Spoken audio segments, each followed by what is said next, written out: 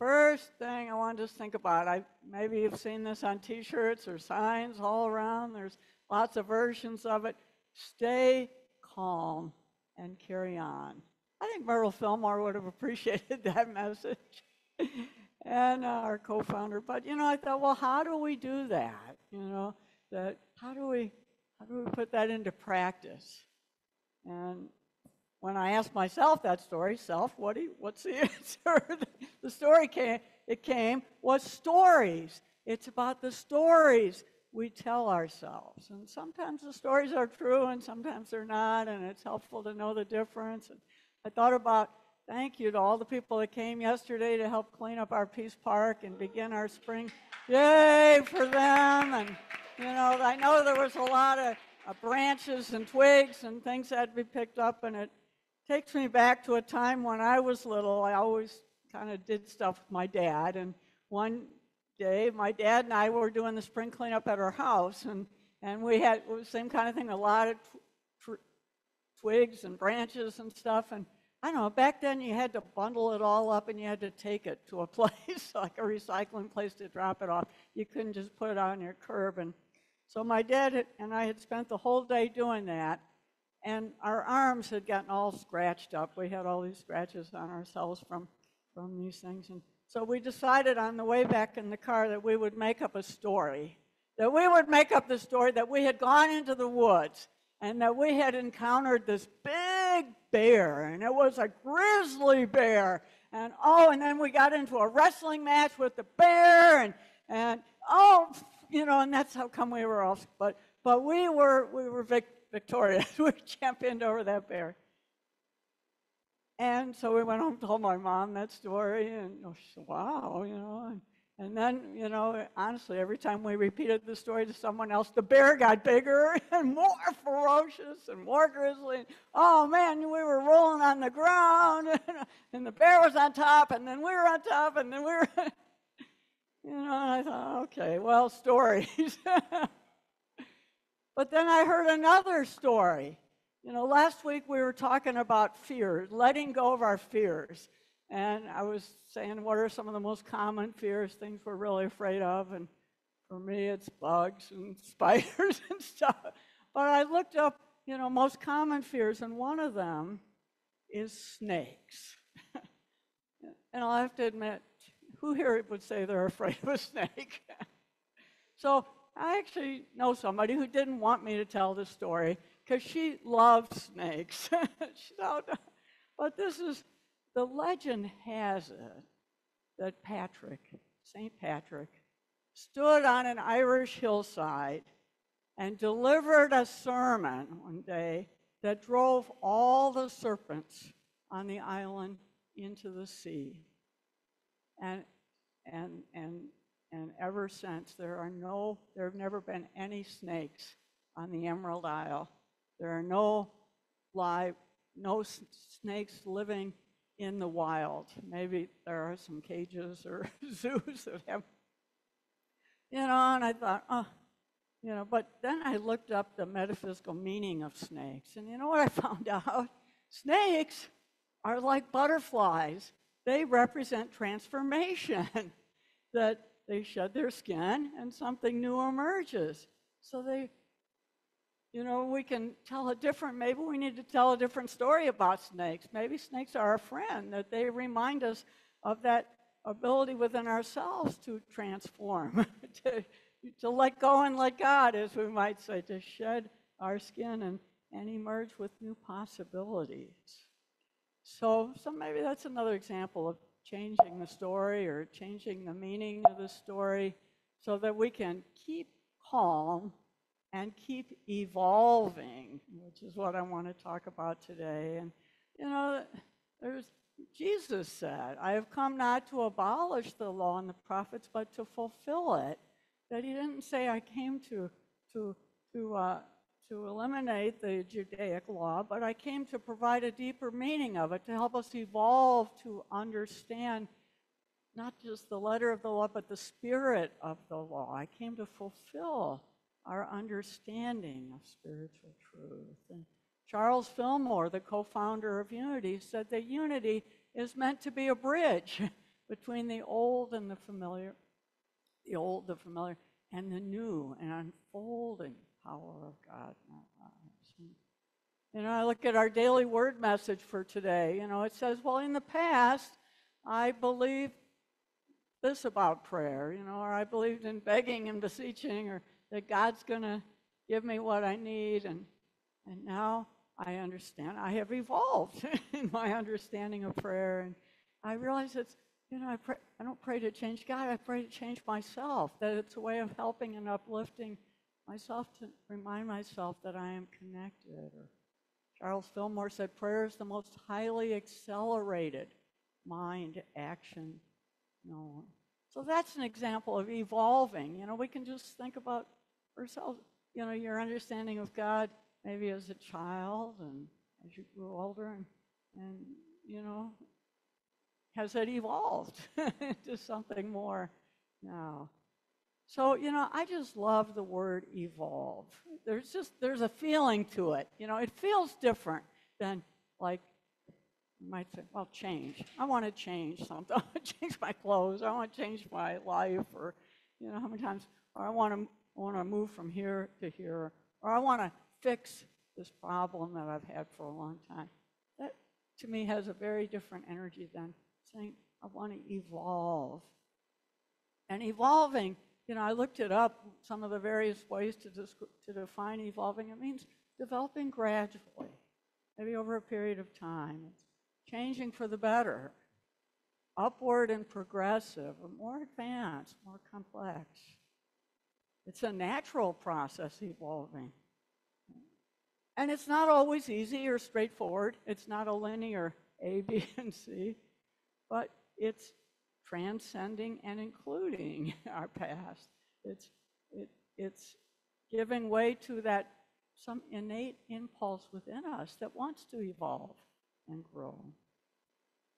It's universal. All living things have a desire to evolve and to grow. So I thought about what are some examples of that, and honestly, I read some of those. How many people read The Science of Mind here? Probably, I know there's a few anyway, and this was one thing that caught my attention about evolving, was from a minister that's one of the largest New Thought churches in the movement, called Mile High Unity in Denver. And probably pre-COVID, they would have over 1,000 people on a Sunday. And he says over and over again, someone shares with me the data about how churches are dying. New generations care less and less about church and religion. But he said, I have to admit, I thought I would have my Walkman forever. That my CD player and my iPod would always be with me. And he said, of course, that's not how things have turned out. But it's not that the music has died, it's the medium that has evolved. And he says, you know, at Mile High Church, we're struggling like other churches. Post-pandemic, our sanctuary now is less than half full. And people don't understand how the medium is changing. He said 5 years ago, you just counted the butts in the seats.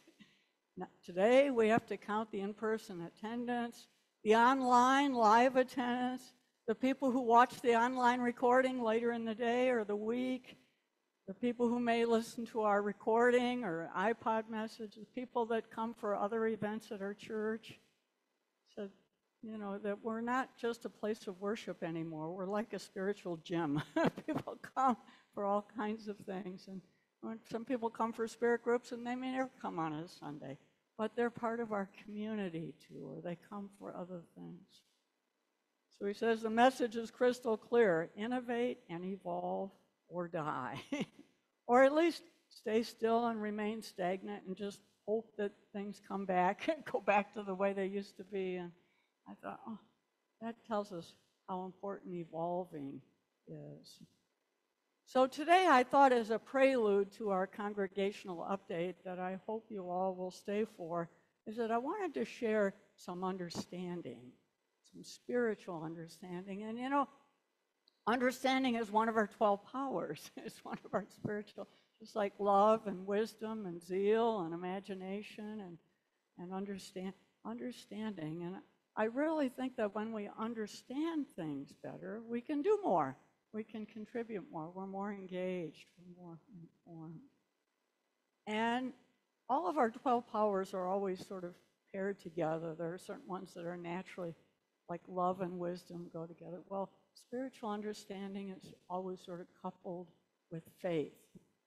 And so when we put our understanding and our faith together, a lot more becomes possible. So I wanted to take some time to explain a little bit about this integral ministry. Some of you have been hearing us talk about it. Our board, I think, is much more informed about it. We've got a resident expert in the house with Lonnie who spent a lot of time. But I thought, and then I've heard some people ask, what is it? What are you talking about? What does that mean? And so integral ministry is an approach to ministry based on whole systems theory and the idea that organizations are a living system. So we can just think about the word integral. What does it integrate? It means that to bring things together, to join, to embrace, to see the wholeness of things, to not just think, oh, there's a bunch of different groups here all doing their own thing, but to be able to step back and see the forest rather than the trees, the forest and the trees. And to think of organizations as a living system, that they have a soul and a pain body that we're going to be learning about in the next spirit group. And they have, organizations want to evolve just the way we do, that they want to find their potential, and that an organization as a living system has a sense that there's a reason why I'm here. It's not just didn't just plop down into this life experience for no reason, that there's something. And I always have loved this quote from our founding minister, Lillian Matthews, who said, our one desire is that this ministry be a blessing to our entire community. And I thought, wow, what a great imprint. How should we be always keeping that in the forefront? So integral ministry is centered on the fulfillment of purpose in people's lives. So it's not about counting the number of people, although that's important, of course, or making more money, or what building you're in, or not. It's about the fulfillment of purpose in people's lives. It's focused on the formation of introducing this idea of a spiritual cooperative that develops values of ownership, partnership, self-responsibility, and personal integrity for the congregation. So it's not just, a place where we sort of come and go, or that was an interesting talk today, and that you are thinking not just as a member of the community, but as an owner partner. I'm part of the enterprise here. It makes a difference. I'm part of making sure that this place always has what it needs and thrives and is going to be here for the next 80 years. So there's some key words there. Fulfillment of purpose in people's lives or our ministry, that's what we're here for. And thinking it in terms of cooperative, coming together with a sense of ownership and partnership. So integral ministry, it looks at the ministry as a whole living system. And so it means all of us have a part in this, but especially the board and leaders, and that individual and collective consciousness grows through stages of unfoldment that can be actually mapped and talked about and described. And an integral ministry provides some structure and a holistic and mission-centered approach. So you might think, well, why is this important? Why should I care? Well, here's kind of why, the what, the why, and the how. And here's what we're trying to emphasize here is that we are a mission-centric ministry. Ministers will come and go, but the old paradigm is minister-centric, that it's all about the minister. If I like the minister, or, one person's here today, and, and everybody's got to go to the parent minister. Whereas mission-centric means we're all owner partners, and every decision, everything we decide is based on, does this fulfill our mission or not? Is it helping transform lives and inspire people to create a positive difference in the world? And there are sort of two stages of things. There's something called Tier 1, which is minister-centric. These are some of the characteristics of what is a minister-centric or first tier. And I know it's kind of small print, and I don't want to go through every detail, but Pareto's principle means that 20% of the people are giving 80% of the resources that are needed to sustain the ministry. And that's financial, time, energy, volunteer effort. It's a heavy burden on a small group of people to do most of the work. There's an over-focus on receivership, that people just come to be fed and then leave, rather than ownership. And it tends to result in difficult ministerial transitions. When somebody leaves, or things fall apart for a while until they come together again. And a lot of these other things, a loss of innocence. People come on the board, oh my God, I didn't know how things worked around here. That's why I'm doing this talk right now. Implicit, we make assumptions about things, but we're not direct in saying, well, this is really what we count on each other for. Top-down decision-making, high tolerance for dysfunction and drama, low tolerance for discomfort. So you can see some of these things. And it's sort of labeled not fun. But evolving, as we evolve to mission-centric, it can be a lot more fun. It can be a lot lighter. But these are the characteristics of what we're looking for. And one is, having enough people that have committed to regular, consistent giving, so that the budget, the operational funds that are needed for the ministry are just covered. It's not dependent on every Sunday up and down what comes in, what doesn't. That the emphasis is a balance. Of course, some people just come in first time and they want to hear a message, but we're moving more towards shared ownership. That people want to get involved. That they, not because we need that, but because they see that they grow through being engaged. People grow spiritually and emotionally. That we're able to manage transitions between ministers more skillfully. Just it's the opposite of the first one. Explicit roles and contracts. We're clear about what we count on each other for. And decision-making is more shared. And there's a low tolerance for dysfunction. We don't have to have a lot of drama. We can clear things up in a more mature way. And all these things. So I just want to give you kind of a broad overview of this. And an important aspect of moving from tier, so who wants tier 1? Which one do you choose? Tier 1 or tier 2? I choose tier 2. I was hoping a lot of you would say that. And here's, and this is true in our lives too. I'm not just talking about our ministry. That learning to frame discomfort as an evolutionary driver, that it's, when stuff comes up, when it feels like we're uncomfortable about something, whether it's conflict or when it feels like maybe there's not quite enough to pay the bills or something, to see it as an evolutionary driver, that it's pointing us to places within the organization where it's telling us maybe there's a better way. Maybe it's time to evolve. Maybe it's time to, hospice, let go of some old ways of doing things and give birth to some new ways of doing things. So not seeing the discomfort as bad or wrong or a problem to be fixed, but just a call to evolve into something more. So there's just a different energy about it, In tier 1, you're always thinking there's a problem that has to be fixed. If I can just fix this problem, then I'll feel better. And often our fix is always thinking that we need more.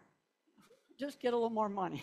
Just get more people. We just get more, by more volunteers, then, life would be easier. Rather than saying that at second tier, our focus is not on getting more, not on, think about how it is in your life when it's like chasing the rabbit down the hole, always more, and then you get a little more, it's not enough, then I need more.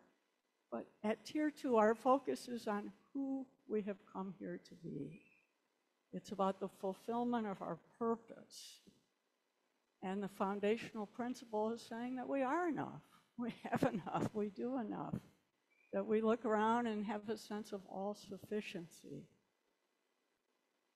And then from that place, it's sort of listening. How are we being called to evolve, to let go of some old ways of doing things and give birth to some new ways of doing things? So the good news, there's a lot of good news in this, that there are 3 essential elements to what we call integral ministry practice. And we're already doing them. We've already been doing them for a while, and we're just deepening our experience of that. The first one is the evolutionary purpose statement. We could say it again: transforming lives and inspiring people to make a positive difference in the world. So we've added that as a complement to our mission and our vision. And I've invited people to share quotes or testimonials or stories. I've gotten over 25 or 30. How many people in this room submitted something, put it in the basket over there? And they're all great, and we're going to continue to add those to our weekly email blast and share them. But every time you share a story that's an example of evolutionary purpose, you are contributing to our practice. And then there's the quantum living class, and guess who walked through the door? Annabelle. There's an opportunity to make a plug for your class. But this is a structured approach to doing shadow work. And we've really been offering this class here at our church for almost more than 10 years. We've had 4 different people go through a fairly intensive training program to become a certified teacher. And it's a structured process for doing shadow work. Because both individuals and groups, organizations have a pain body. And it's something we're going to be learning a little more about, but it's past trauma and unresolved issues.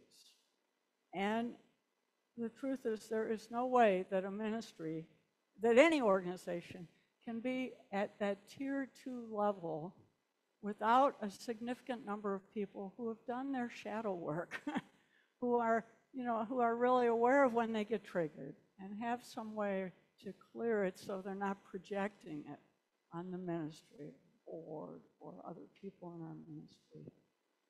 So Annabelle's going to be offering this class coming up in April for 6 weeks, and it's offered on a fairly regular basis. We make it a requirement for everybody who becomes a prayer chaplain or to serve on our board, because it helps to uncover and transform unconscious limiting patterns. And it helps you develop the capacity to choose your state of being independent of how the current whatever else is going on, or no matter what somebody says to you, you're able to say, okay, thank you for sharing. That's maybe not about me, that's their issue. So Ken Wilber is an American philosopher, and he's written a lot about all these stages of development, and I can't even begin to scratch the surface. But one of my classmates refers to him as probably the smartest man you've never heard of. Just take it from me, that's probably true. But he's dedicated his life to mapping all the different stages psychologically, cognitively, mentally, emotionally, spiritually. But here's a simple way of thinking about it. I like this. I can handle 8 words. Can you handle this? I can remember. Wake up, clean up, grow up, and show up. Waking up is just awakening to our awareness of spiritual reality, of consciousness. And The cleanup is our shadow work, is healing our past wounds and releasing self-limiting thoughts. And the growing up is maturing into all these things. And then the showing up is just living authentically. And Ken says that in the past, up till now, most churches, most approaches to human development and spiritual growth have really just concentrated on the wake up and the show up. Okay, I woke up, you become awake to the spiritual dimension of life, and I want to go out and change the world or do something. But most paths have completely neglected the clean up and the grow up. And he says that he thinks spiritual communities of the future will have to do all four, that we have to have that depth of spiritual maturity and growth. And so the third, and so one of the places that happens is in the quantum living class. And another place where that happens is in spirit groups, which is the third essential element of integral practice. And who here has been part of a spirit group or tend to just want to get almost everybody in the room? And if you haven't, you're missing out on something. But spirit groups are a small group practice and a leadership development program. You know, it's a place where we come together to do more than just read and talk about a book, but to connect, to commune with God, to develop skills, to be of service to others. You know, I think about, quite honestly, that there's some people on our board now, so there's some people that have stepped into leadership positions in our church that probably wouldn't be in those roles if it weren't for their having participated in the spirit group first. So thank God for growing leaders in our ministry. And I think that happens in our prayer chaplain program too. So as I think about, a lot of things, a lot of good news, one of the good news is that we have these three essential elements already solidly in place. The evolutionary purpose statement, the quantum living class, the spirit groups. And so part of what is ours to do is to deepen this, to keep learning how we can do these things better and invite more people into participating in it. And I don't know if you recall, but a few months ago I put out the question a few times, why was it important for you to be here this morning? And I feel like every time I've asked that question, or even in the testimonial comments that have been given, they all fit into one of these three categories. They had to do with the people. I come because I like the people here, or I feel like I'm with like-minded people, or people who, I share this common spiritual path. But we're not just a social club. People don't just come because the people are wonderful. They come for purpose, too, because they're growing, because there's a spiritual message here, because this is a place that somehow you resonate. You feel more comfortable here than maybe another type of church or somewhere else. And that there's this sense of partnership, of doing things together. So I feel like the integral ministry practice, the evolutionary purpose statement, the spirit groups, the quantum living, address all three of those things. People, they bring us together. They help us get to know each other, to get connected. We come together for a reason, not just for no reason, but to do stuff, to make a difference. And I thought, well, there's probably some other P's there too. Spiritual practice, spiritual principles that we relate to, potlucks. That seems to bring people in a lot. Playfulness. And so I know I've put a lot of information out here now, and probably maybe your head's about to explode. I don't know. You're not going to be quizzed later, but you may be wondering, how am I going to remember all these P's? How am I going to mind my P's and Q's? Well, I came up with a way to help us do it. Peter Piper picked a pack of pickled peppers. That's a way to remember how important P's are. Why don't we say that 3 times together? Peter Piper picked a pack of pickled peppers. Peter Piper picked a pack of peppers. Peter Piper picked a pack of pickled peppers. people, purpose, partnership, practice, potlucks, prayer. So, so as I think about, playfulness, I'm going to add that. That's not on the list. Peace. Yeah, peace. Peace Park. Peace. We got a lot of peace going on here. So, peace to you.